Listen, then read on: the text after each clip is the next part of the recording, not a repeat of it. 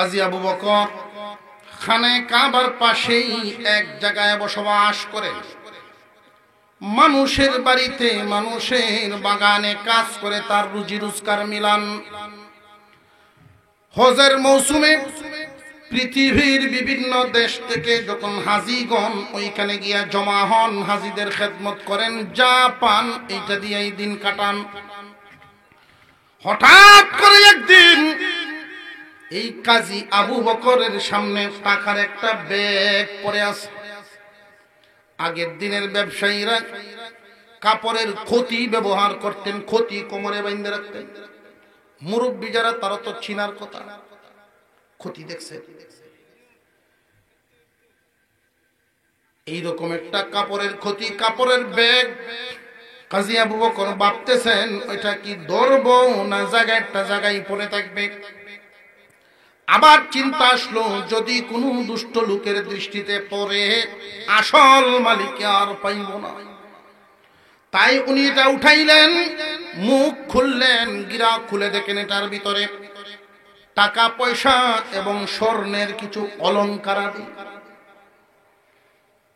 যিনি হারাইছেন উনি এই মাল হারায়া যেই পরিমাণ পেরেশান, এই আল্লাহওয়ালা যুবক, পরহেজগার যুবক এই মাল পাইয়া মনে হয় এর চেয়ে আরো বেশি পেরেশান হয়ে গেছে। কেমনে পৌঁছাইবো এই মালিক আমি এখন কোথায় পাবো? এখন তো সৌদি আরবে হজ উমরার জন্য যারা যান, হোটেল ব্যবস্থা আছে, থাকার সুব্যবস্থা। তখনকার সময়ে সিলেট বিভাগ, ঢাকা বিভাগ, এইভাবে বাংলাদেশ থেকে যারা যাইতেন তাবু টানায়া এক জায়গায় থাকতেন। পাকিস্তান থেকে যারা যাইতেন তাবু টানায়া আলাদা, ইন্ডিয়ার তারা আলাদা। এইভাবে পৃথিবীর দেশের মানুষ তাবু টানায়া টানায়া আলাদা আলাদা। এক একটা তাবুর সামনে সামনে গিয়া গিয়া কাজী আবু বকর বলে, হারাইছেননি কেউ টাকার ব্যাগ? থাকলে তথ্য দেন, তাহলে আমার কাছে একটা ব্যাগ আছে। না, তখনকার সময়ে যারা হজে যাইতেন সেই সময়ের হাজিগণের অন্তর, সেই সময়ের হাজিগণের মন আর এখনকার হাজিদের মন এক না। আসল মালিক পাওয়া যায় না। কাজী আবু বকর একদিন পুরা খুঁজাখুঁজি করলেন, দ্বিতীয় দিনও তাই করলেন। ৩ নাম্বার দিন গরিব মানুষ, খাবার নাই, গায়ে কোনো শক্তিও পান না, পায়ে পায়ে ভারী লাগে। তাবুতে তাবুতে ঘুরেন, গলি গলি ঘুরেন আর ঘোষণা দেন। এমনি শোনা যায় একজন মুরব্বী মানুষ উঁচা আওয়াজে উনি বলেন, ও মুহাম্মাদের দেশের মানুষ, আমার একটা ব্যাগ হারায়া গেছে। এই দেশের মানুষ আমার ব্যাগ পাইলে তো এটা হারাইবার কথা না। পাইছনি কেউ আমার এমন ব্যাগ? যুবকের কানে এই আওয়াজটা যখন আসছে, যুবক হাতটা উড়ায় বলেন, মুরব্বী এদিকে আসেন, আপনার ব্যাগের নমুনা বলেন। যেই মাত্র ব্যাগের নমুনাটা বলছেন, এই ব্যাগ বের করে যুবক তার হাতে উঠায়া দিলেন। যুবক বলেন, মুহাম্মাদের দেশের মানুষ আর সত্যিকার ভাবে মুহাম্মাদের উম্মত পরের মালের লোভ কোনদিন করবে না। জুলুম করত, যত ধরনের নির্যাতনের ইতিহাস আমরা দেখি বা শুনি, এর চাইতে বহু গুণ বেশি শাস্তির ব্যবস্থা মহান আল্লাহ জাহান্নামে করে রেখে দিয়েছে। জাহান্নামীরা যখন আগুনে পুড়বে, আগুনের তাপে চিল্লাইবে আর খাদ্য চাইবে, আল্লাহ পাক তাদেরকে এক ধরনের খাদ্য দিবেন, যেই খাদ্যটা পেটে যাবে না, গলায় আটকা পড়বে। গলায় আটকা পড়ার কারণে তাদের যেই ব্যথা, যেই যন্ত্রণা অনুভব হবে, এই ব্যথার একটা ভাগ যদি দুনিয়ায় ছেড়ে দেওয়া হতো, তাম পৃথিবীর সমস্ত প্রাণীকুল মৃত্যুবরণ করত। অবশেষে পানি পানি পানি করে চিৎকার করবে যে দুনিয়াতে গলায় কিছু লাগলে ছুটানোর জন্য পানি সাহায্য নিত, আমাকে পানি দাও।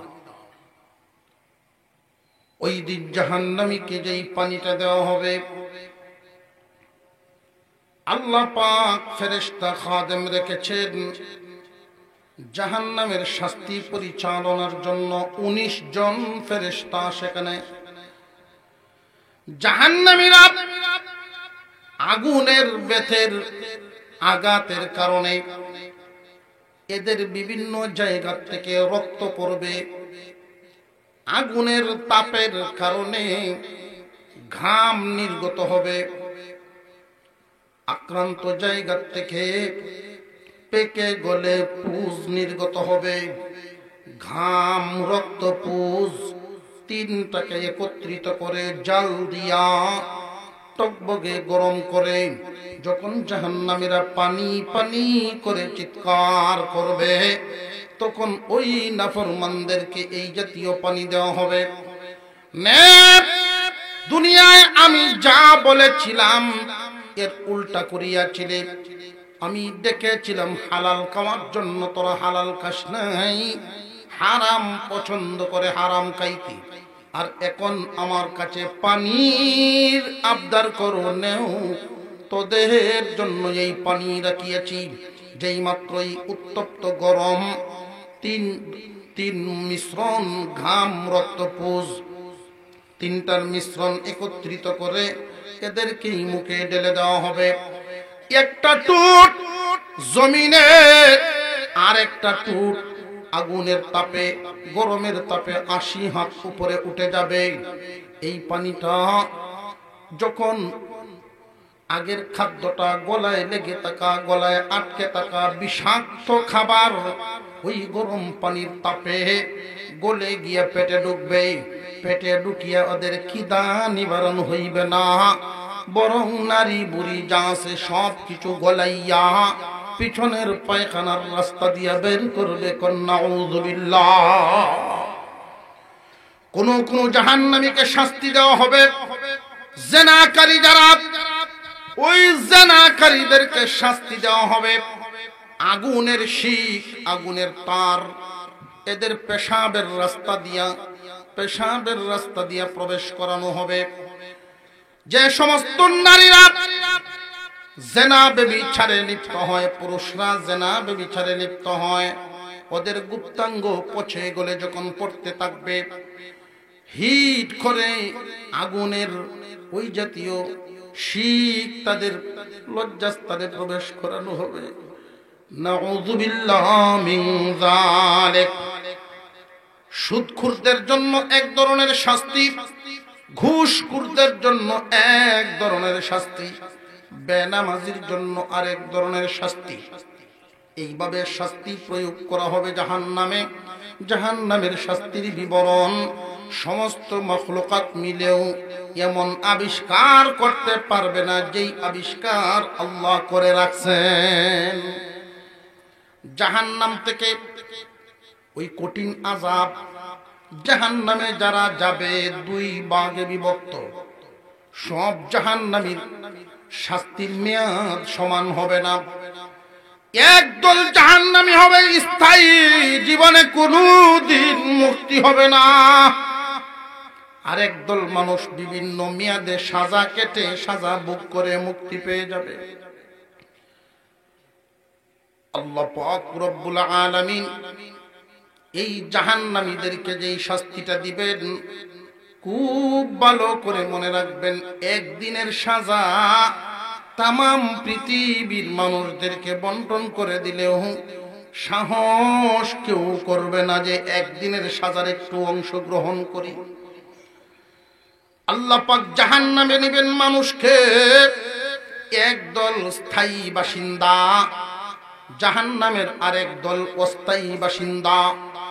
এই দুনিয়ার জমিন থেকে ঈমান নিয়ে বিদায় হয়েছেন, কিন্তু আমল নামায় গুনাহ আছে। ঈমান নিয়ে বিদায় হয়েছে, কিন্তু আমল নামায় গুনাহ আছে, ওই মানুষগুলো জাহান্নামে যাবে, জ্বলবে, পুড়বে, তারপরে মুক্তি পাবে। ও ইমানদার মুসলমান, স্থায়ী জাহান্নামী যারা মুসলমানের ঘরে জন্ম নেও আর কাফেরের ঘরে জন্ম নেও, যে কোনো সমাজে উঠা বসা করুক, বেঈমান হয়ে মারা গেছে যারা, জাহান্নামের স্থায়ী বাসিন্দা হইবে তারা। বেঈমান হয়ে ঈমান হারা হইয়া মারা গেল যারা, জাহান্নামের স্থায়ী বাসিন্দা হবে তারা। যাররা পরিমাণ ঈমান নিয়েও যারা দুনিয়া ছাড়বে, তারাও জাহান্নামের স্থায়ী বাসিন্দা না। মহান আল্লাহ কোনো না কোনো সময়ে তারেও মুক্তি দিবেন। কিসের বদৌলতে? যাররা পরিমাণ ঈমান আছে এই বদৌলতে। একদল হলো স্থায়ী বাসিন্দা জাহান্নামের, আরেক দল হইল অস্থায়ী বাসিন্দা জাহান্নামের। মেয়াদ ভিত্তিক সাজা, এক ওয়াক্ত নামাজ পড়ে নাই, 2,88,00,000 বছরে এক হুকবা, এইরকম 80 হুকবা জাহান্নামের সাজা ভোগ করবে। একটা মিথ্যা বলার কারণে 7,000 বছর জাহান্নামের আগুনে জ্বলবে। ইমানদার ঈমান নিয়া দুনিয়া ছাড়ার পরেও তার আমল নামায় হারাম কাজ, গুনাহ নামক ময়লা থাকার কারণে তারে জাহান্নামে জ্বালাইবে। তবে একদল অস্থায়ী আর একদল স্থায়ী জাহান্নামী। আমরা কোনটা হইতে রাজি, স্থায়ী না অস্থায়ী? মাতুন নেই কোনটা হইতে? আলেম ওলামা মেসাবকল তো বুঝলাম, মেসাবকল বুঝলাম, এই জন্য আমরা কোনটাই না। জাহান্নামের এক মুহূর্তের সাজা ভোগার ক্ষমতা আসেনি। তাহলে কি চাইতে হবে? হাসরের মাঠ, চোখে বাসান হাসরের ময়দান। একদিন যে হাসরের মাঠ কায়েম হবে, এই বিশ্বাস আমাদের আছে না নাই? আরো জোরে কোন আছে না নাই? কিয়ামতের কঠিন ময়দানে প্রথমে 2 ভাগে ভাগ করা হবে, একদল জাহান্নামী আর একদল জান্নাতি। এই ভাগটা যে করবেন, প্রথম ভাগটা হবে ঈমান আছে না নাই, আছে না নাই। এই ভিত্তিতে যার ঈমান আছে আমলনামা ডান হাতে, যার ঈমান নাই আমলনামা বাম হাতে। আমলনামা বাম হাতে পাইল যারা, জাহান্নামের স্থায়ী বাসিন্দা তারা। দুঃখের বিষয়, অনেক মুসলমান ওই দিন বাম হাতে আমলনামা নিবে। দুনিয়ার জমিনে পরিচিত মুসলমানের সন্তান, মুসলমান মুসলিম সমাজে জন্ম নিল, মুসলিম হয়েই পরিচয়ে দুনিয়াদারি করলো, কিন্তু বিদায় হওয়ার সময় ঈমান হারা হইয়া গেছে। যদি ঈমান সাথে না যায়, বেঈমান আর তার মধ্যে কোনো বেশ কম নাই। খুব খেয়াল করবেন ইমানদার মুসলমান ভাইয়েরা, ইমানদার মুসলমান যুবকেরা, কিয়ামতের কঠিন ময়দানে বাম হাতে আমলনামা নিয়া যখন মুসলমানের সন্তান কাফেরদের দলে দাঁড়াইবে, ডান হাতে আমলনামা পাইয়া মুসলমানরা জিজ্ঞাসা করবে, কি গো অমুক ভাই, আপনি ওই দলে কেন? তুমি ওই দলে কেন দাঁড়াইলা?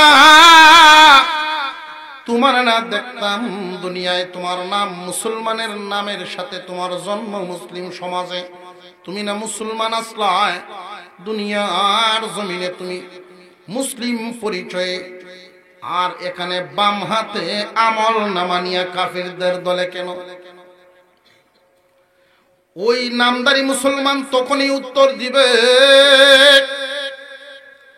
ভাইয়ারা, যদিও জন্ম নিয়েছিলাম মুসলমানের ঘরে, পরিচয় যদিও ছিল আমি একজন মুসলমান, কিন্তু বিধর্মীদের কালচার আমার ভালো লাগতো।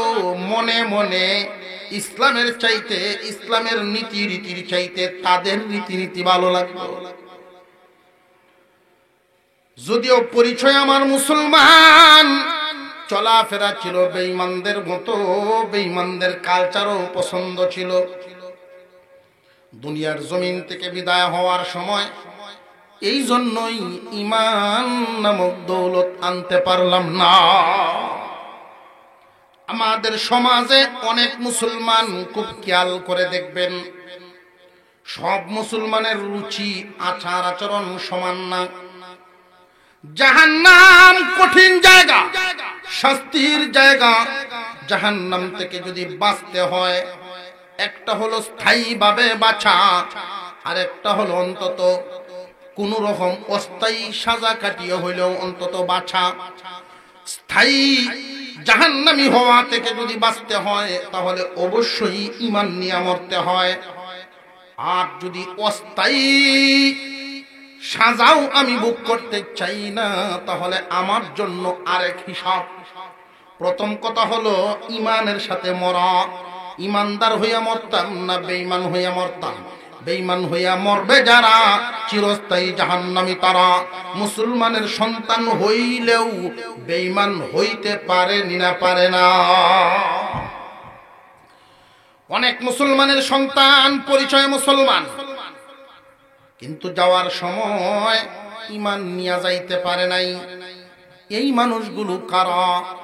কুরআনুল কারীমের মধ্যে যে সমস্ত আদেশ এবং নিষেধ আল্লাহ পাকের পক্ষ থেকে দেওয়া, কোনো একটাকে যদি কেউ অস্বীকার করে, সাথে সাথে ঈমান নাই। আল্লাহর বিধি বিধান একটাকেও যদি কেউ অপছন্দ করে, তার মনে না মানে, যেমন আমাদের সমাজে দোষ দুইটা পরিষ্কার ভাবে বেশে বেড়াচ্ছে। নারীদের মধ্যে একটা, পুরুষদের মধ্যে একটা।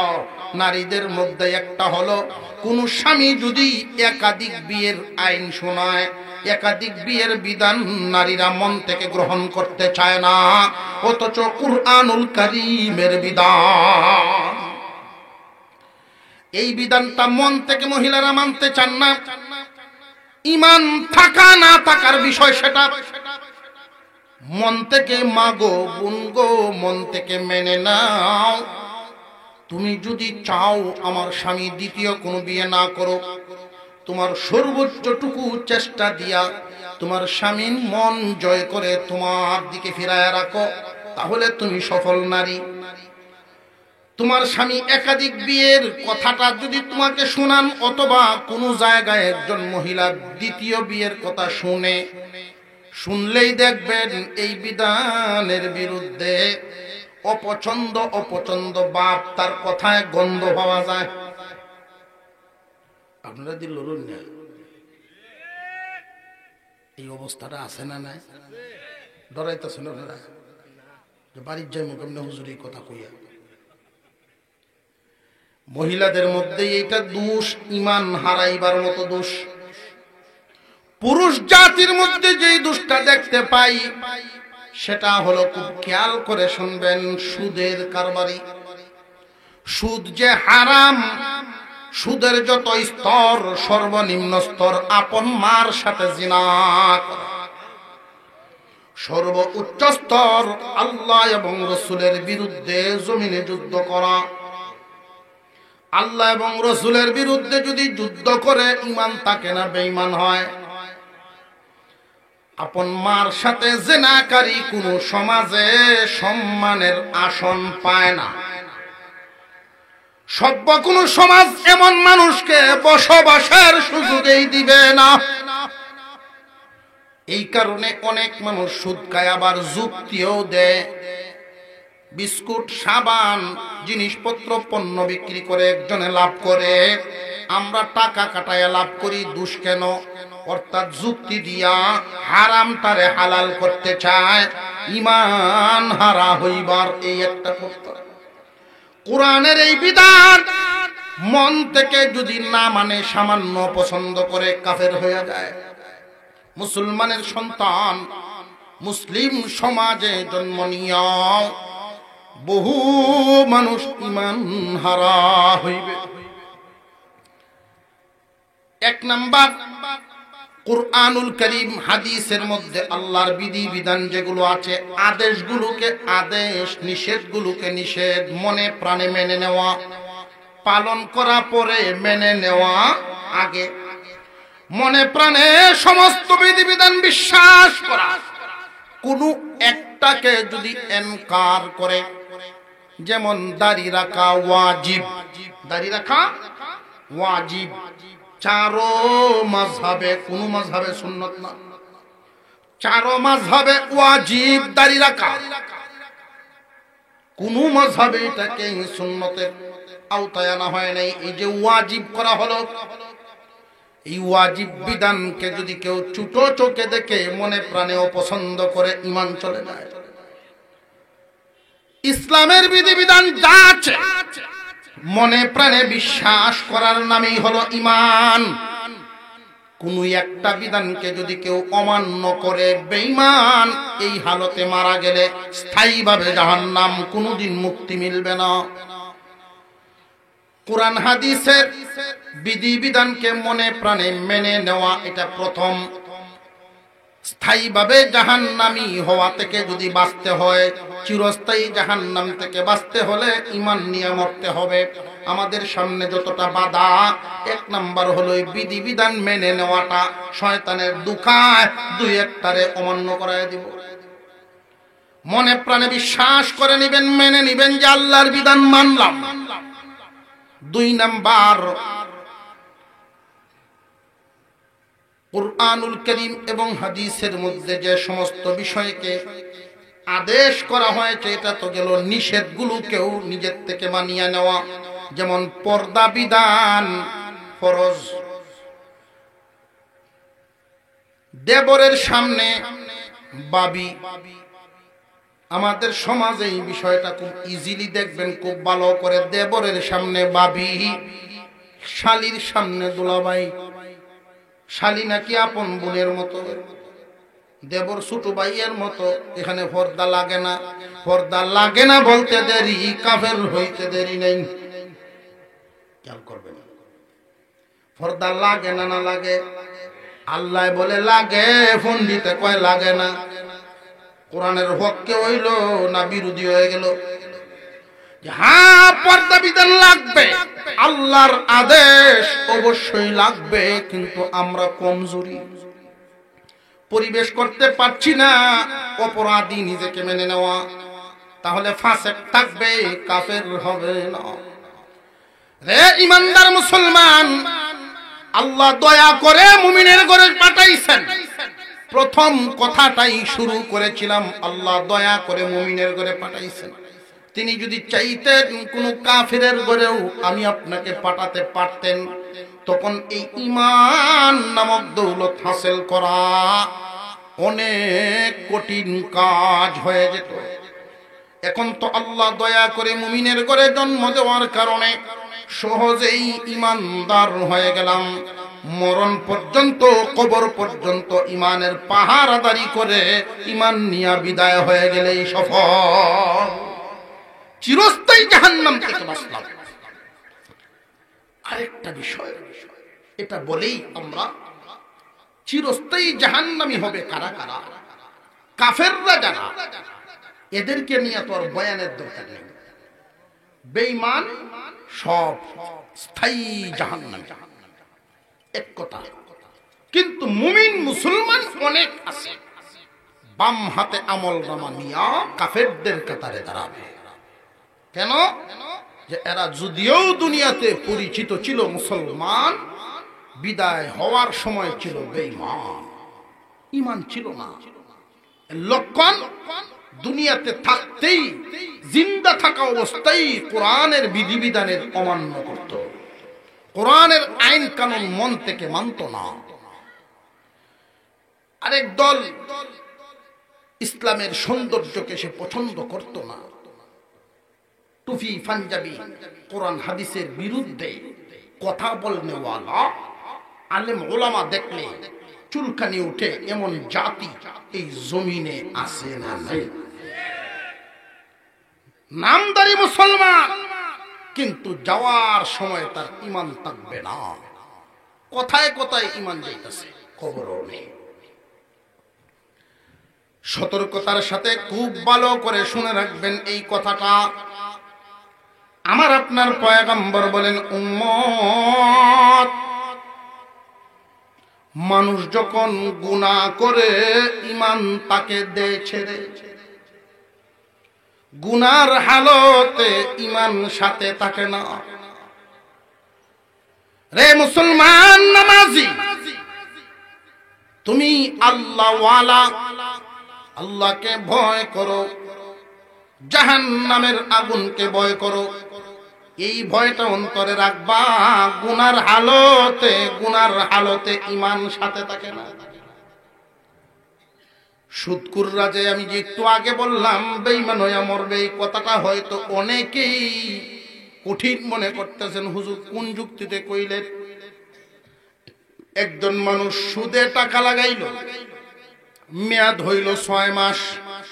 এমন হয়নি না? হয় না? 1 মাস 2 মাস 4 মাস 6 মাস 1 বছরের জন্য তো দেয়। তাহলে এই গুনার আমল, সুদের আমল কতদিনের মেয়াদে দিল? 6 মাসের। এই 6 মাসের জন্য সুদীর কাতারে নাম লেখায়া দিল। অটোমেটিক যে গুনার হালতে তার আছে, এই হালতে মারা গেলে ঈমান কি সাথে গেল না দূরে? এখন বুঝাইছে? আশ্চর্য ব্যাপার মুসলমান। একই রুমের ভিতরে, একটা রুমে একজন যুবক মোবাইলের গান ছেড়ে ইয়ারফোন কানে লাগাইয়া ঘুমাইল। এই ঘুমটা যদি তোমার ভাঙে তাহলে সকাল, আর নইলে তো পরকাল। গান শুনতে শুনতে মানুষটা মারা গেল, ঈমান কি সাথে গেল না ঈমান হারা হইল? বুঝে আসতেছে? পুরুষ জাতি, মহিলারা তো মাথা থেকে পায়ের পাতা পর্যন্ত সারা শরীর ঢেকে রাখাই ফরজ। মহিলাদের পর্দার ব্যাপারে আলোচনা করলাম না, শুধু পুরুষদের ক্ষেত্রে আমাদের বিষয়টা লক্ষ্য করি। পুরুষের দায়মি ফরজ 2টা। 1 নাম্বার, হামেশা ঈমানের হালতে থাকা, সর্বদা ঈমানের হালতে থাকা। 2 নাম্বার ফরজ, নাভির উপর থেকে হাঁটুর নিচ পর্যন্ত ঢেকে রাখা। দায়মি ফরজ অমান্য করনেওয়ালা মুসলমান আছে না নাই? গুনাহ করলে ঈমান সাথে থাকে না। হাঁটু দাম অবস্থায় লাশ পাওয়া যায়। গুনাহ করনেওয়ালা অবস্থায় ঈমান সাথে থাকে না। কথাটা আমার আপনার না নবীজির? সতর্কতা কো মুসলমান, গুনাহ করা অবস্থায় ঈমান হারা হইবা না। খুব সাবধান। 16 বছর ওয়াজের বয়স, বড় আফসোস এখনো আমার মুসলমান ভাইদের কাপড়ের মাপটাই ঠিক করতে পারলাম না। কাপড় বিন্দার যে মাপ, হয়তো যদি নিচে নামায় টাকনো গুড়িয়া কবিরা গুণা, আর উপরে যদি তুলে কারো লেমটি।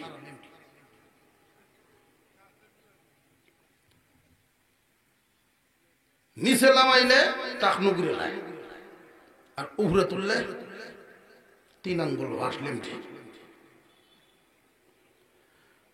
এমন প্যান্ট আসছে যুবক, খুব খেয়াল করবা।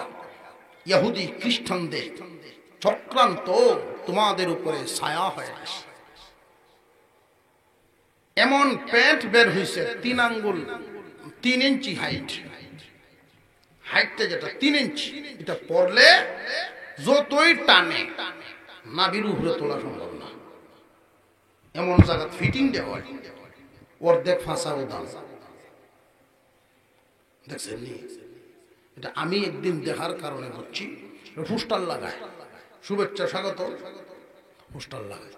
তো মইয়ে উঠে দাঁড়াইয়া যখন এমনি লাগাইতেছে, গেঞ্জি দেশে অর্ধেক ফাঁসা ঘোরা, এটা তো আমরা জানি না। অর্ধেক ফ্যান্টে আর অর্ধেক গেঞ্জি এটা লাগায়। আমি বাজার থেকে বাসায় যাই, দেখি কিছু হলা পান দাঁড়াই, আমি ছবি তুলে। কিরে বাবা, হে হুস্টার লাগে এটা আবার ছবি তোলার কি আছে? আমি উঠরে ছায়া দেখি যে আসল ছবি দেওয়া যায়, ছবি তো তুলতেই পারে। আমি ডাক দিয়ে বলছি, বাবা রে তুই লাগাস একজনের হুস্টার, তোর হুস্টারও একটা ছবি দেয়।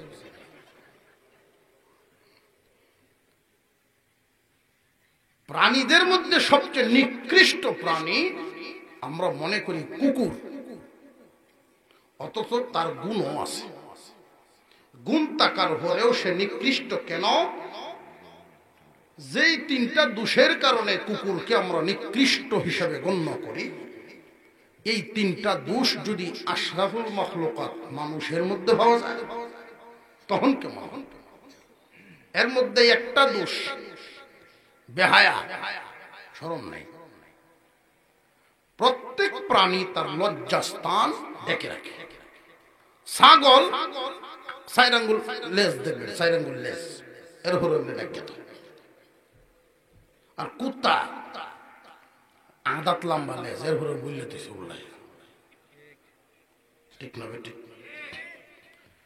মানুষের কাপড় আছে ঘোরার মতো সামর্থ্য তার আছে, এরপরেও এমন কাপড় কিনব লজ্জাস্থান ফরজ পরিমাণ যতটুকু ঢেকে রাখা, এটা ঢেকে রাখে না, উদাম করে রাখে। গুনাহটা কি ছোট না বড়? কবিরা গুনাহ। কবিরা গুনাহ করার হালতে ঈমান সাথে থাকে না। এই অবস্থায় মারা গেলে অস্থায়ী না স্থায়ী ঠিকানা? আল্লাহ হেফাজত করেন, বলুন আমিন। কুকুরের 2 নাম্বার দোষ হইল পবিত্র চাইতে অপবিত্রর ঘ্রাণ তার কাছে পছন্দ। হালালের চাইতে, ভালোর চাইতে মন্দ খাবার ভালো লাগে। গোশত ভাত মাখায় একটা প্লেটও দেন, আর ছোট বাচ্চার পায়খানা আর একটা দেখবেন, সেই সেন্ট তার কাছে ভালো লাগে। হালালের চাইতে হারাম নিজের বিবির দিকে তাকাইলে তার যেমন লাগে, অন্য দিকে তাকাইলে তার টেস্ট লাগে। এই টেস্টিটা চোখে আসতে পারে একবার, তাড়াতাড়ি নজর ফেরাও, ওইটা তাকওয়া। তো ফিরাইব কিন্তু আরো ডাকে বাবি সব ডাকে। কুকুরের স্বভাব তার ভিতরে জাগ্রত। 3 নাম্বার, নাপাক থাকতে পছন্দ করে। দেখবেন কুকুর দৌড়বো, পেশাবে ধরলে ট্যাং তোলা দিয়ে পেশাব করবে। তবে এমন জায়গা পেশাব করবো শক্ত জায়গা হইতে হবে, অর্থাৎ সিটিয়া শৈল্য যতক্ষণ না পড়ছে পেশাবের তৃপ্তি মিটে না।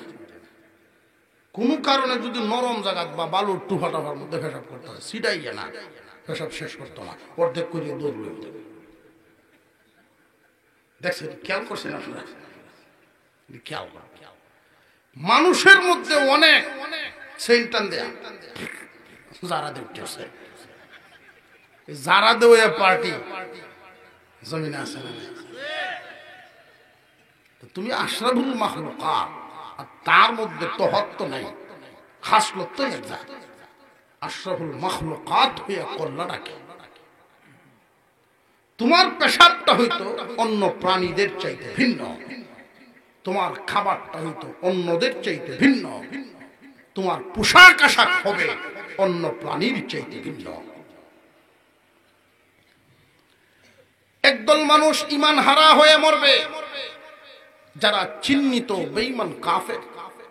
তারা তো বেঈমান আমরা বুঝলাম, সহজ কথা, কিন্তু ওরা ওই কাফেরদের মতো বাম হাতে আমল নামা নিয়া চিরস্থায়ী জাহান্নামী হবে। হাসরের মাঠে 2 দলে বিভক্ত, একদল জাহান্নামী বাম হাতে আমল নামা, আর একদল জান্নাতি ডান হাতে আমল নামা। ডান হাতে আমল নামা যে জান্নাতি চিহ্নিত হলো কিসের বদৌলতে? আমলে না ইমানে। যাররা পরিমাণ ইমান যার সাথে থাকবে তার কপালে চমকাইতে থাকবে, ফেরেশতারা দেখেই চিনে ফেলবে তার মধ্যে ইমান আছে। সবার ইমানের লাইট সমান হবে না। দুনিয়াতে চাল চলনই তো আমাদের সমান না। যার ইমানের পাওয়ার বেশি, লাইটটা জ্বলবেই বেশি। নবীজি বলেন যাররা পরিমাণ, এই যাররা পরিমাণ, এটা সরিষার দানাকে ভাগ করতে করতে খালি চোখে দেখা যায় না, আলোতে উঠলে সূর্যের আলো অনেক সময় ঘরের বেড়ার ছিদ্র দিয়ে ঘরের ভিতরে আসে। এই আলোটাতে তাকিয়ে দেখবেন কিছু বালু কোনা ধরা কোনা উড়াউড়ি করে, যেটা খালি চোখে দেখা যায় না। এই কণা পরিমাণ ইমানও যদি নিয়ে যায়, আল্লাহ তাকেও ডান হাতে আমল নামা দেবে।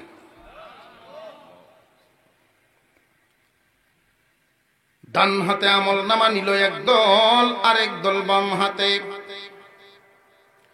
বাম হাতওয়ালা চিরস্থায়ী জাহান্নামী বলে গণ্য হয়ে গেল। এখন রইল ডান হাত। ডান হাতে ইমান পাইল যারা, সবার মর্যাদা কি সমান? ইমানের আলো সবার কি সমান, না বেশ কম? বেশ কম। বুঝার সুবিধার্থে ওইখানে বলি, এই ইমানদার ডান হাতে আমল নামা পানেওয়ালা 3 দলে বিভক্ত হবে।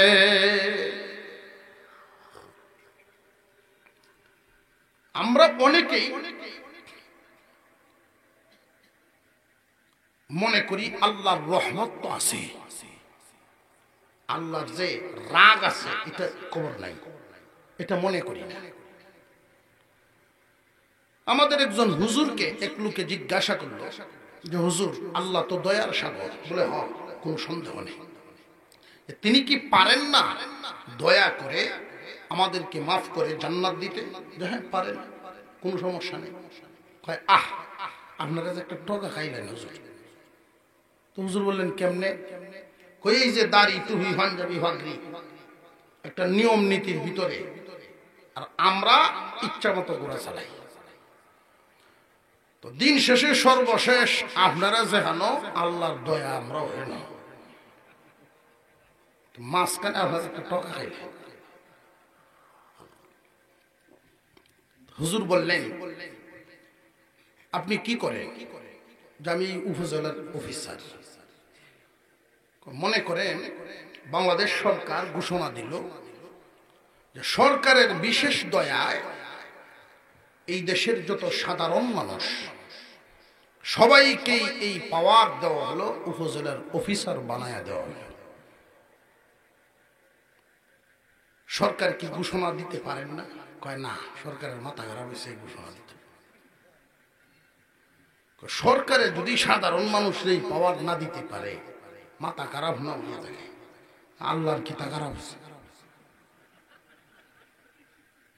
এখন তার বসেছে প্রকার বেদে ডান হাতে আমল নামা পাইবে যারা, 3 ভাগে বিভক্ত হবে তারা। এক ভাগ বিনা হিসাবে জান্নাত। সুবহানাল্লাহর আওয়াজে বোঝা গেল খুশি না আপনারা? যে আমরা যেই তাল বিনা হিসাবের দৌলত মোটেও আমরা নাই, তারার লাগি নত জুড়ে সুবহানাল্লাহ কওয়ার দরকার কি? বিনা হিসাবে জান্নাতি তারা হলেন ওলি মুসলমান, আল্লাহর ওলিগণ। আরেক দল জান্নাতে যাবে সহজ হিসাবে, জাহান্নামের আগুনে না ছুঁয়েই তারাও সহজ হিসাবে জান্নাত। তাদের হিসাবটা হবে, তবে সহজ হবে। এজন্য আল্লাহর নবী হাদিসে শিখাইছেন আল্লাহর কাছে চাইবা, হয়তো বিনা হিসাব, না হয় সহজ হিসাব। আল্লাহ যদি হিসাব ধরে ফেলেন মুসিবত হয়ে গেল। দেখছেন না দুদকে যারে ধরে কি গতি দেওয়া হয়। আরেক দল মানুষ কঠিন হিসাব চুকাইবে, যারা বিনা হিসাবে জান্নাতে যাবেন তারা ওলি মুসলমান। জাহান্নামের আগুনে না জ্বলেই সহজ হিসেবে যারা যাবেন তারা পরহেজগার মুসলমান। পরহেজগার আর ওলি বেশ কম আছে। আরেকদল গুনাহগার মুসলমান মনে মনে মাইনে নিছে ঠিক, কিন্তু আমলে গন্ডগোল।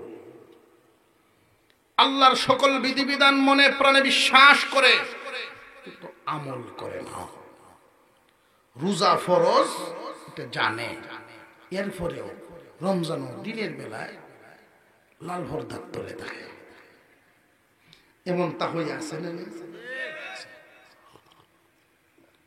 নামাজ 5 ওয়াক্ত ফরজ, এরপরেও এই বাজারে, অফিস বাজারে দেখবেন মসজিদে আসর মাগরিবের নামাজে ফরজ বিধান এটা জানার পরেও বেশি অর্ধেক মানুষ বালেগ তারা বাহিরে নামাজে শামিল হয় নাই, নামাজ পড়েও নাই। আছে না নাই? অথচ বেনামাজির চাইতে নামাজি যারা, এদের চাইতে যারা পড়ছে না বেনামাজি, আলাপ করে দেখবেন ইমান খুব শক্ত, ইমান বড় ডাক। জানে ঠিক, আমল করে না। গুনাহগার মুসলমান, গুনাহগার মুসলমান, পরহেজগার মুসলমান, আল্লাহর ওলি মুসলমান। আল্লাহর ওলি মুসলমান তারা দুনিয়া কামানোর সুযোগ সুবিধা আছে হালাল পথে, এরপরেও দুনিয়ার লোভ করে না যারা। পরহেজগার মুসলমান তারা দুনিয়া কামানোর সুযোগ যদি হালাল পথে পায় কামাইবে, হারাম পথে কামাবে না। প্রয়োজনে উপবাস থাকবে, হারাম গ্রহণ করবে না। পরহেজগার মুসলমানের সহজ আরেকটা পরিচয় মনে রাখবেন, হারাম কাজ করে না, ফরজ ওয়াজিব ছাড়ে না। হারাম কাজ করবে না, ফরজ ওয়াজিব ছাড়বে না। অন্তত এই দুইটা খুঁটি দুই দিকের এটা ঠিক রাখে।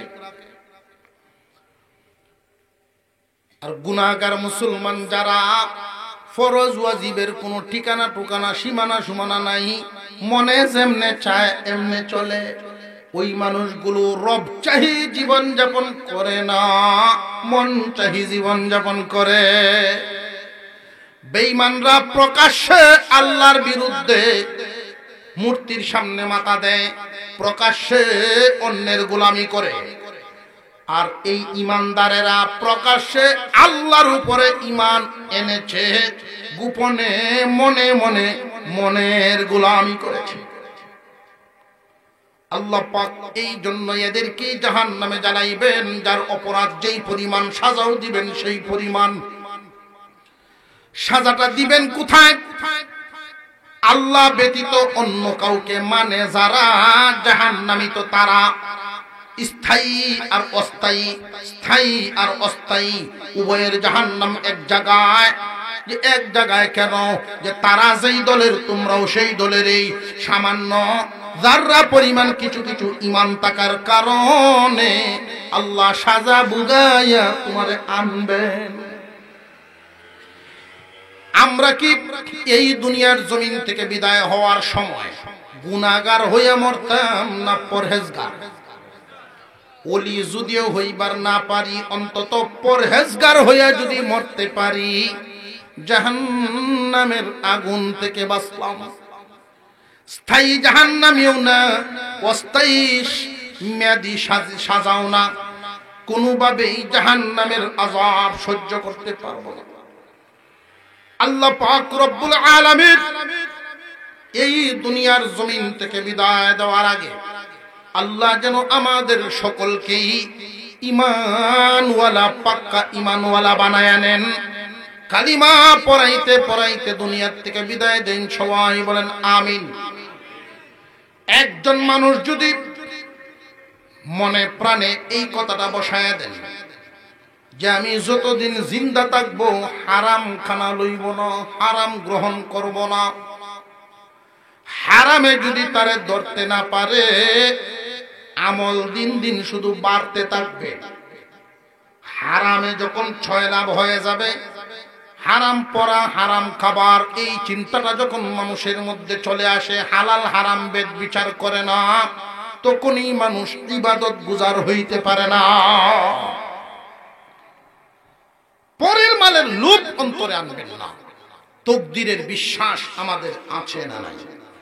আর হুজুরে কোন মিশকাতের এক হাদিসে আল্লাহর রাসূল বলেছেন, কারোর তাকদীরে যদি থাকে 10 কোটি টাকা, জন্ম থেকে মরণ পর্যন্ত খাবে, ভোগ করবে, এই 10 কোটি তার তাকদীর লিখেছেন কে?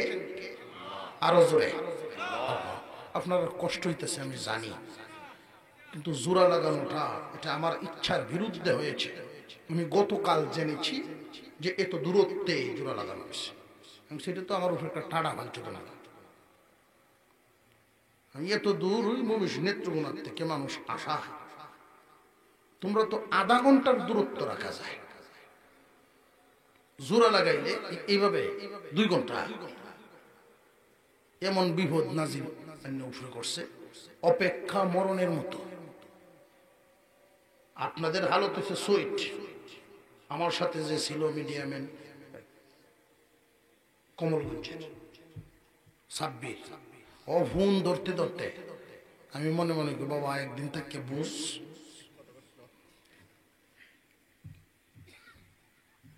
আপনাদের এই পেরেশানি অপেক্ষা, আর আমার ড্রাইভার আল্লাহ যে বাসাই পর্যন্ত আনছে, কারে মারবো কারে কি তা না রাস্তা দেয়। মনে মনে করি গ্লাসটি খুলিস না, আমাদের দেখলে মানুষ হুজুরের গাড়ি এই ভাই দৌড়ে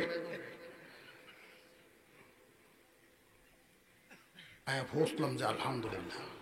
আপনার কষ্ট হয়েছে, মাফ করবো আল্লাহর হস্তে, কারণ কথা দিছে যারা, এটা আমার সাথে বুঝে যায় নাই। মানুষ মৃত্যুর আগে যে কয়েকটা বিষয় নিয়ে আফসোস করবে, এর মধ্যে একটা হলো, হায়রে শক্তি থাকা সময়ে আমি অমুক রেজে মারছিলাম, অমুক রেজে জুলুম করছিলাম, এটা যদি না করতাম। কোটিপতি কেন হইতে পারলো না জীবনে, এই আফসোস করবে না। ক্লাসের প্রথম ছাত্র, 1 নাম্বার ছাত্র কেন হইতে পারলো না, এই আফসোস করবে না। হাওরবর্তী জমিন কেন থুয়ে যাইতে পারলো না, এই আফসোস করবে না।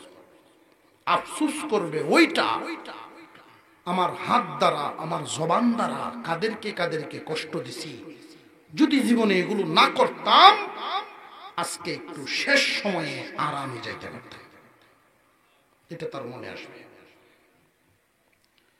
খেয়াল রাখবেন, তাকদীর এমন এক জিনিস, 10 কোটি লেখা হয়েছে, সহি পথে চলার কারণে ইনকাম করলো 5 কোটি, বাকি রইল আরো 5 কোটি। পথ বদলাই নাই, সহি পথে থাকার কারণে তাকদীরের বাজেট বাকি রইল। বাকি 5 কোটি টাকা পূরণ করবেন তিনি, হালাল সামনে হাজির করবেন তিনি, তাকদীর লিখছেন যে। আরে ভাই, হারাম থেকে বেঁচে থাকা আমাদের কাজ, আর হালাল খাওয়াইয়া বাঁচায়া রাখা আল্লাহর কাজ। হারাম থেকে বাইচা থাকাটা এটা আমার কাজ, আপনার কাজ। আর হালাল খাওয়ায়া বাঁচায়া রাখা, 3 দিন চলে গেল, 6 দিন চলে গেল, 10 দিন চলে গেল, হালাল খানা নাই, মরমু মরো, অসুবিধা কি? উনার যদি ভালো লাগে হালাল না খাওয়ায়া নিয়ে যাবেন জান্নাতের খাবার খাওয়া, অসুবিধা কি? 10 কোটি যদি তাকদীরে থাকে, 1000 কোটির মালিক হইছে ঘুষে আর সুদে মিলাইয়া। নবীজি কসম করে বলেন 10 কোটির উপরে 10 পয়সাও ভোগ করতে পারবে না। আর এই যে হারাম কামাইলো, ওইটা না খাইতে পারলো, না দান করতে পারলো। কেন? যে হারাম মাল আল্লাহ বান্দাকে দেন না। ভাই কেমনে? আল্লাহ রাখছেন তরিকা তোমাকে পরীক্ষা করার জন্য।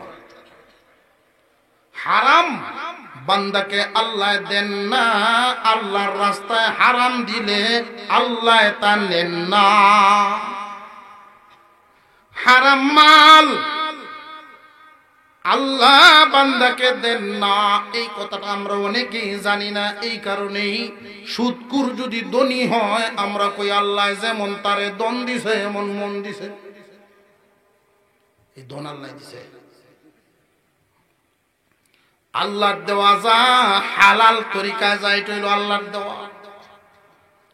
হালাল মাল আল্লাহ দেন, এখান থেকে যা দেওয়া হয় এটা আল্লাহ নেন।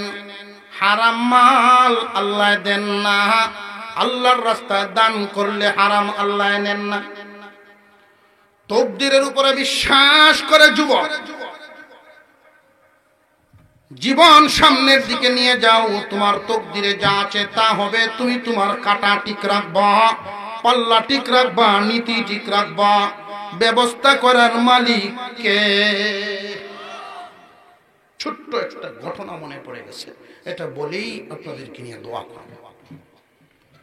খানায়ে কাবার পাশে একজন যুবক বাস করতেন।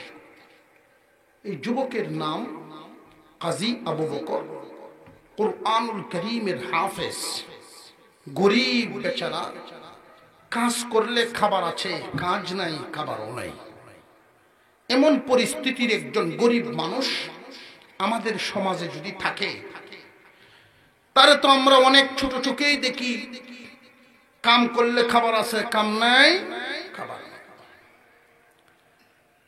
কাজী আবু বকর খানায়ে কাবার পাশেই এক জায়গায় বসবাস করেন। মানুষের বাড়িতে, মানুষের বাগানে কাজ করে তার রুজি রোজগার মিলান। হজের মৌসুমে পৃথিবীর বিভিন্ন দেশ থেকে যখন হাজিগণ ওইখানে গিয়া জমা হন, হাজিদের খেদমত করেন, যা পান এইটা দিয়েই দিন কাটান। হঠাৎ করে একদিন এই কাজী আবু বকরের সামনে টাকার একটা ব্যাগ পড়ে আছে। আগের দিনের ব্যবসায়ীরা কাপড়ের ক্ষতি ব্যবহার করতেন, ক্ষতি কোমরে বাইন্ধে রাখতেন। মুরব্বী যারা তারা তো চিনার কথা, ক্ষতি দেখছে। এইরকম একটা কাপড়ের ক্ষতি, কাপড়ের ব্যাগ। কাজী আবু বকর ভাবতেছেন ওইটা কি ধরবো না জায়গাটা জায়গায় পড়ে থাকবে। আবার চিন্তা আসলো, যদি কোনো দুষ্ট লোকের দৃষ্টিতে পড়ে আসল মালিককে আর পাইব না। তাই উনি এটা উঠাইলেন, মুখ খুললেন, গিরা খুলে দেখেন এটার ভিতরে টাকা পয়সা এবং স্বর্ণের কিছু অলংকার আদি। যিনি হারাইছেন উনি এই মাল হারায়া যেই পরিমাণ পেরেশান, এই আল্লাহওয়ালা যুবক, পরহেজগার যুবক, এই মাল পাইয়া মনে হয় এর চেয়ে আরো বেশি পেরেশান হয়ে গেছে। কেমনে পৌঁছাইবো এই মালিক আমি এখন কোথায় পাবো? এখন তো সৌদি আরবে হজ উমরার জন্য যারা যান, হোটেল ব্যবস্থা আছে, থাকার সুব্যবস্থা। তখনকার সময়ে সিলেট বিভাগ, ঢাকা বিভাগ, এইভাবে বাংলাদেশ থেকে যারা যাইতেন তাবু টানায়া এক জায়গায় থাকতেন। পাকিস্তান থেকে যারা যাইতেন তাবু টানায়া আলাদা, ইন্ডিয়ার তারা আলাদা। এইভাবে পৃথিবীর দেশের মানুষ তাবু টানায়া টানায়া আলাদা আলাদা। এক একটা তাবুর সামনে সামনে গিয়া গিয়া কাজী আবু বকর বলে, হারাইছেননি কেউ টাকার ব্যাগ? থাকলে তথ্য দেন, তাহলে আমার কাছে একটা ব্যাগ আছে। না, তখনকার সময়ে যারা হজে যাইতেন সেই সময়ের হাজিগণের অন্তর, সেই সময়ের হাজিগণের মন আর এখনকার হাজিদের মন এক না। আসল মালিক পাওয়া যায় না। কাজী আবু বকর একদিন পুরা খুঁজাখুঁজি করলেন, দ্বিতীয় দিনও তাই করলেন। 3 নাম্বার দিন গরিব মানুষ, খাবার নাই, গায়ে কোনো শক্তিও পান না, পায়ে পায়ে ভারী লাগে। তাবুতে তাবুতে ঘুরেন, গলি গলি ঘুরেন আর ঘোষণা দেন, এমনি শোনা যায় একজন মুরব্বী মানুষ উঁচা আওয়াজে উনি বলেন, ও মুহাম্মাদের দেশের মানুষ, আমার একটা ব্যাগ হারায়া গেছে। এই দেশের মানুষ আমার ব্যাগ পাইলে তো এটা হারাইবার কথা না, পাইছনি কেউ আমার এমন ব্যাগ? যুবকের কানে এই আওয়াজটা যখন আসছে, যুবক হাতটা উড়ায় বলেন, মুরব্বী এদিকে আসেন, আপনার ব্যাগের নমুনা বলেন। যেই মাত্র ব্যাগের নমুনাটা বলছেন, এই ব্যাগ বের করে যুবক তার হাতে উঠায়া দিলেন। যুবক বলেন, মুহাম্মাদের দেশের মানুষ আর সত্যিকার ভাবে মুহাম্মাদের উম্মত পরের মালের লোভ কোনদিন করবে না। যুবকের চেহারার দিকে, তার বয়সের দিকে তাকায়া মুরব্বী আশ্চর্য, এই বয়সে এত চরিত্রবান একজন যুবক। রে যুবক, তুমি কি জানো নি যার ভিতরে কি আছে? দেখছো নি খুইলা? হ্যাঁ দেখেছি, স্বর্ণ আছে, টাকা পয়সা আছে। স্বর্ণ বা টাকার লোভ কি তোমার অন্তরে নাই? আছে, হালাল পথে হইলে আছে, অন্যের মালেরটা নাই। অন্যের মালের কোনো লোভ আমার অন্তরে নেই, হালাল পথে পাইলে খাবো, নইলে উপবাস থাকবো। মুরব্বী খুশি হয়ে ওনার পকেট থেকে পয়সা বের করে যুবককে হাদিয়া দিলেন। নেউরে যুবক, হালাল এখন তোমার জন্যই হাদিয়া দিলাম। যুবক বলেন, মাফ করেন, আপনি আল্লাহর হস্তে আমারে মাফ করে দেন। এই মুহূর্তে আপনার কোনো হাদিয়া আমি গ্রহণ করব না। আমি জানি হাদিয়া দেওয়া নেওয়া সুন্নাত, এটা আমি জানি, তবে এই মুহূর্তে কোনো মানুষের হাদিয়া আমি গ্রহণ করব না। কুরআনুল কারীমের এক আয়াত পড়ে শোনায়া দিলেন। আল্লাহ বলেছেন, সবুরকারী হৃদয়, সবুরকারী অন্তরওয়ালা আল্লাহর পক্ষ থেকে এমন বদলা পাবে কল্পনাও করতে পারবে না। আমি সেই দরজার দিকে তাকায় আছি, আল্লাহ আমাকে পুরস্কার দিবেন। হাজী আলাদা হয়ে গেলেন, তার দেশে চলে গেলেন। যুবক মক্কায় রয়ে গেলেন। কিছুদিন পরে এই যুবক একটা দ্বীনি কাফেলার সাথে দ্বীনি সফরে রওনা দিল। পানি পথ ছিল সেই ব্যবস্থা। যেই নৌকায় তারা যাত্রী ছিল, নৌকাটার ঢেউয়ের কবলে পড়ে লন্ডভন্ড হয়ে গেছে, ভেঙ্গে চুরে। যাত্রীরা কে কোন দিকে গেল কারোর কোনো হদিস নেই। এই যুবক বেহুশ অবস্থায় একটা তক্তার উপরে ভর করে ঢেউয়ের তালে তালে একটা দ্বীপের মধ্যে গিয়া লাগছে। এই যুবককে দ্বীপের মানুষগুলো উদ্ধার করে যখন সেবা যত্ন করলো, হুঁশ ফিরল, যুবক দেখতে পেলেন দ্বীপের মধ্যে যারা বসবাস করেন বেশিরভাগ মানুষ নতুন মুসলমান। কিছু হাতে গোনা পুরাতন মুসলমান ছিলেন, তাদের উসিলায় নতুন মুসলমান দ্বীপের মানুষ। কোরআন পড়তে জানে না, নামাজ জানে না। যুবক নিয়ত করলেন 6 মাস থাকবেন। প্রতিদিন সকাল বেলায় ছোট ছোট বাচ্চাদেরকে কুরআনুল কারীমের শিক্ষা শুরু করে দিলেন, আলিফ বা তা সা পড়ানো শুরু করলেন। সন্ধ্যার পরে মুরব্বীদেরকে ডাকলেন, আপনারা প্রতিদিন 1 ঘন্টা সময় আসবেন, প্র্যাকটিক্যাল নামাজ শিখায় দিব। পা ধরে ধরে সোজা করিয়ে দাঁড় করানো, কেমনে রুকু সেজদা করা প্র্যাকটিক্যাল শিখাচ্ছে, মস্কের মাধ্যমে কিছু সূরা শিখায় দিচ্ছে। এইভাবে কয়েকদিন যাওয়ার পরে দ্বীপের হালত হলো এমন, প্রতিদিন সকাল হলেই ছোট ছোট শিশুরা মার সাথে আর ঘুমে থাকে না, সব মসজিদমুখী হইয়া যায়। দ্বীপের মানুষ এই দৃশ্য দেখে এখন আলোচনা করে, দেখছো নি রে, একজনের উসিলায় আমাদের দ্বীপের চিত্রটাই পাল্টে গেল। লও আমরা এই যুবককে স্থায়ী করে ফেলি আমাদের দ্বীপে, আলোচনা করো।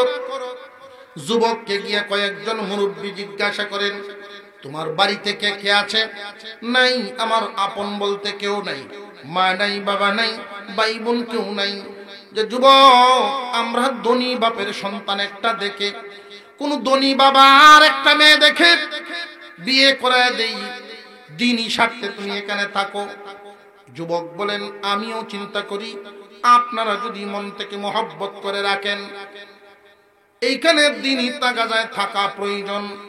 তবে ধনী বাবার মেয়ে আমার জন্য খুঁজবেন না, দিনদার কোন মেয়ে পান কিনে দেখেন।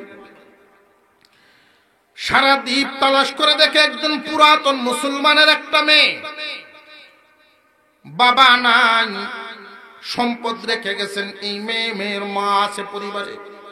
এলাকার মানুষ মিলে মুরব্বীদের প্রস্তাবের মাধ্যমে ছেলে যখন শুনতে পেরেছেন কাজী আবু বকর নেককার একটা মেয়ে আছে, মেয়েও যখন শুনলো দিনদার ছেলে পাওয়া গেছে, বিয়ের যোগ্য হয়ে গেছে অনেক আগেই, কিন্তু দিনদার ছেলের অভাবে তার যোগ্য দিনদার ছেলে দ্বীপে পায় না মন মতো, সে আর বিয়েও বসে না। প্রস্তাব এসে গেল, রাজিও হয়ে গেলেন, বিয়ে হলো। বাসর রজনীতে প্রথম সাক্ষাৎ। কাজী আবু বকর আশ্চর্য হয়ে মেয়েটার দিকে তাকায় আছে। অনেক স্বর্ণালঙ্কার পরা, বিশেষ করে গলার হারটার দিকে যখন তাকায় আছে অপলক নজরে, বিবি জিজ্ঞাসা করেন, স্বামী হে, শুনেছি আপনি একজন দিনদার মানুষ, আমার অলঙ্কারগুলো বারবার এইভাবে দেখছেন আর মনে মনে কি ভাবছেন আমার একটু কোন? স্বর্ণের প্রতি বুঝি খুব শখ আপনার, আমার চেহারার চাইতে আমার হার দেখতেছেন আপনি বেশি করে। রে বিবি, স্বর্ণের লোভ, স্বর্ণের শখ আমার অন্তরে নেই। তোমার গলার হারটা কেন জানি আমার চিনা চিনা লাগে, এটা তুমি কই পাইছো? এমনি মেয়েটা চোখের কোনায় পানি এসে গেছে যে এই হার আমার আব্বা আমার জন্য মক্কা নগরী থেকে কিনেছিলেন। বাবা হজ পালন করতে সেখানে গিয়ে এই হার আমার জন্য কিনছিলেন। জানেননি এই হারের একটা ইতিহাস? হার সহ টাকার ব্যাগ আব্বায় হারায় ফেলছিলেন। মক্কা নগরীতে আল্লাহর একজন ওলি যুবক এই ব্যাগ পাইয়া আব্বার হাতে উঠায় দিছেন, কোনো হাদিয়া পর্যন্ত নেন নাই। সচ্চরিত্রবান আল্লাহওয়ালা যুবক, এত পছন্দ করতেন আমার আব্বা। আমার বাবা যতদিন দুনিয়াতে জিন্দা ছিলেন এমন কোনো দিন নাই যুবককে তিনি স্মরণ করেন নাই। উনি ভুলতে পারেন নাই এই যুবকের জন্য দোয়া করতেন। মাঝে মাঝে তিনি আমাকে বলতেন, মারে, মক্কা যদি আমার বাড়ির কাছে হইতো, তোমার চাল চলন দেখলে আমি চিন্তায় পড়ে যাই, তোমার যোগ্য ছেলে পাইমু কই? তোমার এই দিনদারি চাল চলন মক্কা যদি কাছে হইতো, ওই আল্লাহওয়ালা যুবককে আইনা তার হাতে তোমারে আমি উঠাইয়া দিতাম। আমার বাবা এই কথা বলতেন, প্রায় সময় তিনি নাই, দুনিয়া থেকে বিদায় হয়েছেন। মেয়েটা চোখের পানি মুছে যখন স্বামীর দিকে তাকাইলো, দেখে গাল বেয়ে বেয়ে তার স্বামীর পানি পড়ে। আপনি কেন কান্দেন রে বিবি? মক্কা নগরীর সেই যুবক আর কেউ না, আমি কাজী আবু বকর। আল্লাহ সবরের বদলা যে এইভাবে দিবেন আমি কখনোই ভাবি নাই। আগে যদি নিয়ে যাইতাম তো হারাম ছিল। আল্লাহ পাক এখন ওই মালই হালাল বানায় ঘুরায় আমাকেই দান করেছেন, শুধু মাল না, মালের মালিক সহ। আল্লাহ বড় বিচারক, বিচারকদেরও বিচারক। মহান আল্লাহ বান্দার কলবের দিকে তাকান। আল্লাহ পাক যেন আমাদেরকে নিজের ঈমান আমল ঠিক করে, নীতি আদর্শ ঠিক করে দুনিয়াদারি করার তৌফিক দান করেন, বলুন আমিন।